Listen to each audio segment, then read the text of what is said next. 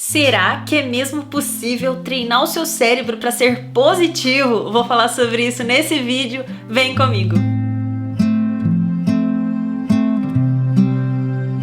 Esse é o segundo vídeo da série que eu tô fazendo sobre o livro Jeito Harvard de Ser Feliz. Se você não assistiu o primeiro vídeo, volta aqui, ou então vou deixar aqui um cardzinho pra você clicar e assistir o primeiro vídeo, que é muito importante pra você entender essa sequência. Mas antes de continuar, eu quero que você me diga aqui nos comentários, ou então responda mentalmente, você se considera uma pessoa positiva? Fala pra mim. Antes de ver o resto aqui do conteúdo, eu quero que você responda essas perguntas pra você mesmo. E o meu desafio pra esse vídeo é para que, se você ainda não é, você comece a treinar o seu cérebro para isso. Deixa eu te contar uma história que tem lá no livro, na verdade uns dados que tem lá, sobre uma empresa, MetLife, que eles decidiram contratar pessoas para o setor de vendas, não por sua técnica em vendas, o seu conhecimento ou currículo, mas por serem pessoas otimistas ou não. E olha só o que os números mostraram. Depois de um ano de contratação, eles perceberam que as pessoas otimistas, elas venderam 19% mais do que aquelas pessoas técnicas com aprimorações em vendas. E ao final do segundo ano, os otimistas, eles chegaram a ultrapassarem 57% as pessoas que tinham uma facilidade em vender. Olha só que incrível isso, porque a gente sabe, né, que a pessoa que trabalha em vendas, ela tem que ser motivada, ela tem que ser feliz, otimista, porque não é fácil levar um monte de não todos os dias. Então quem se mantém otimista conseguia sim os melhores resultados no seu setor de vendas. E olha só que interessante, outro dado aqui que eles trouxeram, que 75% dos resultados nessa empresa não estavam ligados a habilidades e inteligência, mas ao otimismo, a facilidade em conexão social e a maneira com que essas pessoas lidavam com o estresse. Olha só, e o livro chega a uma conclusão que é o seguinte: você tirar notas boas na faculdade e ter um bom salário é como você jogar o dado, que você não sabe se vai acontecer ou não, se você vai ter sucesso ou não. Ou seja, ter habilidades, ser aquela pessoa que se esforça, mas que não tem aí um pensamento otimista, não quer dizer muita coisa. Olha só que interessante isso. Outro dado que o livro traz é que ele pegou um grupo de pessoas e colocou essas pessoas para jogar durante horas aquele joguinho Tetris. Vocês lembram desse jogo da minha época? Que você pegava assim algumas formas em quadradinhos e ia encaixando ali para montar aquela linhazinha completa e destruindo assim. Depois de horas e dias jogando, o que eles perceberam? Que o cérebro dessas pessoas, esse cérebro começava a encaixar tudo que via pela frente, no mundo real mesmo. Encaixar móveis, encaixar cadeira, encaixar mesa. E o cérebro começava a pensar em formas de encaixar as coisas no mundo real. O que isso quer dizer? Que na verdade você tem o poder de moldar o seu cérebro para que você quiser. Esse exemplo do Tetris foi só uma forma de dizer que eles foram treinados para isso e acabaram tendo olhos para isso. É mais ou menos quando a gente quer comprar um carro, trocar de carro, a gente começa a olhar na rua e só ver aquele carro, né? Então nosso cérebro ele é treinado para ver justamente o que a gente quer. E o livro também dá um exemplo assim: fecha os olhos, imagine a cor vermelha. Fica lá imaginando a cor vermelha. Quando você abre os olhos, você começa a procurar tudo que é vermelho, assim, é meio que indutivo, sabe? Eu tô aqui olhando o negocinho do meu microfone, é vermelho. Então assim, você pode treinar o seu cérebro para tudo que você quiser. E para o otimismo não é diferente. Você pode treinar o seu cérebro para ser positivo ou ser negativo. Você pode, diante de uma situação, ver o lado bom ou ver o lado ruim. Hoje de manhã, não, essa semana, eu estava apresentando o programa da Rádio Novo Tempo e uma ouvinte, ela falou sobre... A gente estava falando sobre castigos que aconteciam na infância e tudo mais.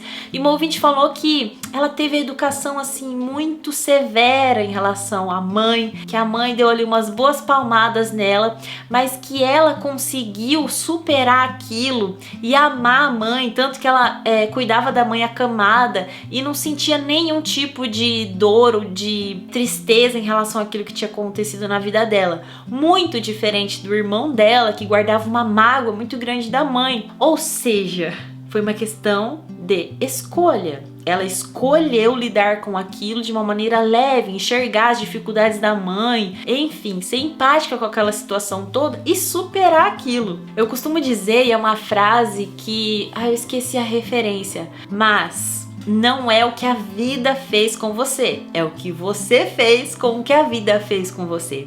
Porque todos nós temos dificuldades, passaremos por aflições, por momentos difíceis, mas como que você vai olhar isso? Como sendo uma vítima, como sendo algo desastroso, carregando esse trauma pro resto da vida? Ou você vai pegar aquilo que aconteceu de difícil na sua vida e ressignificar e entender aquilo talvez como algo que pode transformar a sua vida e fazer da sua vida algo muito diferente e melhor? E aí, o que você vai escolher? O que você tem escolhido aí quando chegam os problemas? Você enxerga como aflições ou você vê como oportunidades de aprendizado e de se tornar uma pessoa melhor? O livro nos mostra, então, que se a gente se concentrar em alguma coisa, a gente vai moldar o nosso cérebro. Na verdade, isso tem uma explicação na neurociência. Se chama neuroplasticidade cerebral. O nosso cérebro, ele está pronto para receber todos os estímulos que a gente quiser, tanto de negativismo quanto de positivismo. E se você só enxerga coisas ruins e negativas, você vai estar treinando o seu cérebro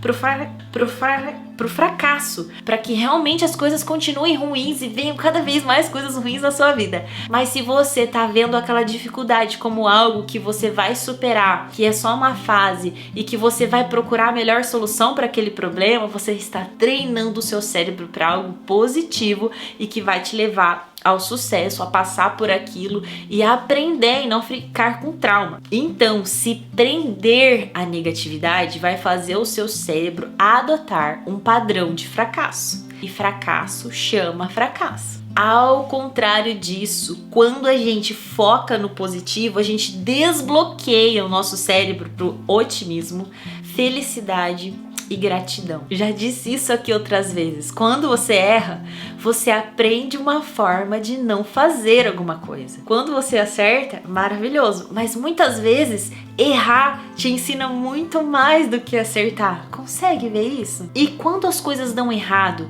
e você se culpa por aquilo que deu errado, quando tudo aquilo se torna muito pesado e você se torna uma pessoa que você nem tem prazer pela vida, como que você vai lutar pelas próximas coisas que você quer? Se nem a sua vida te dá prazer, de onde você vai tirar energia para fazer qualquer coisa que seja?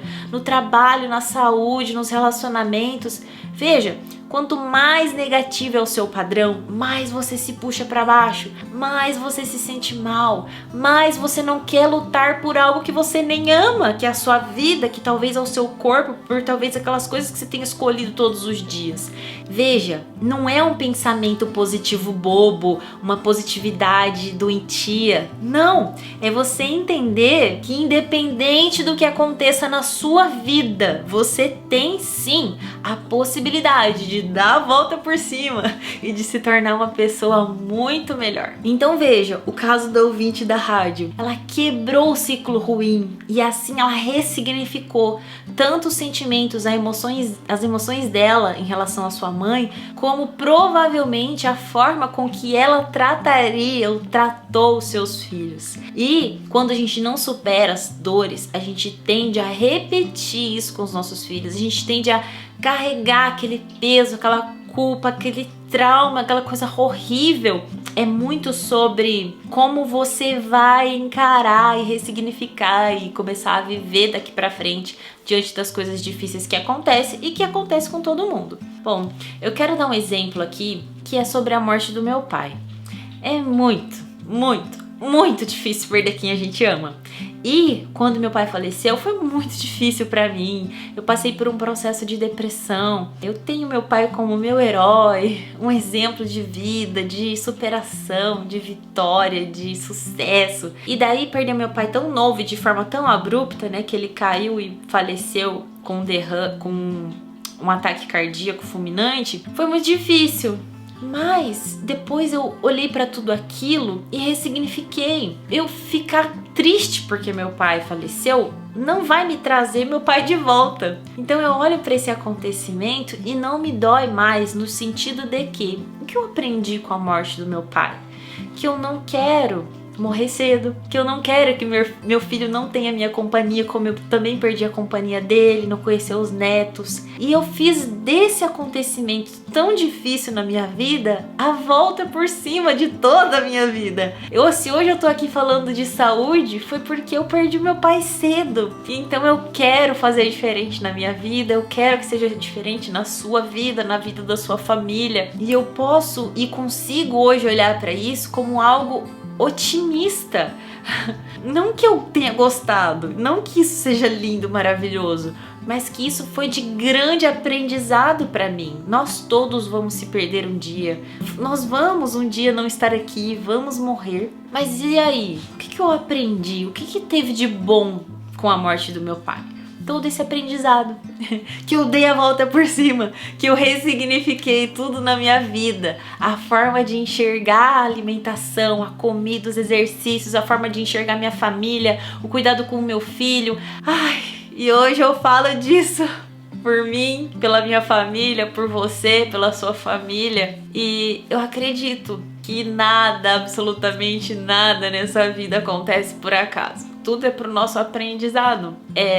Eu tinha muito medo da morte, muito, sempre tive, até um determinado momento da minha vida. E superar esse maior medo foi uma das coisas, e é uma das coisas mais incríveis da minha vida, porque hoje eu penso assim: o viver é Cristo e o morrer é lucro. Todos nós vamos morrer. Esse é um caminho que cada um tá construindo a sua história, deixando o seu legado. E meu pai deixou algo maravilhoso pra mim, pra minha família. E eu tô construindo o meu legado. E o dia vai chegar, o meu dia, vai chegar o dia o seu. E pensar na morte e entendê-la como só uma parte de uma vida inteira me faz entender e valorizar tanto essa vida ao ponto de não desperdiçar uma sequer oportunidade de tocar o coração de alguém, de tocar o seu coração, de fazer tudo isso aqui realmente ter significado. A vida passa muito rápido, é só uma e é só uma parte da eternidade. Então, um dia eu não estarei mais aqui, mas eu terei feito a minha parte. Eu não vou me calar nunca mais diante disso, entende? E eu quero que essa série de vídeos vocês entendam como aulas, como uma forma de vocês darem um passinho a mais na saúde, na abundância, na saúde de verdade, que não é só física, é mental, é espiritual. Então, eu quero te deixar uma tarefa, posso?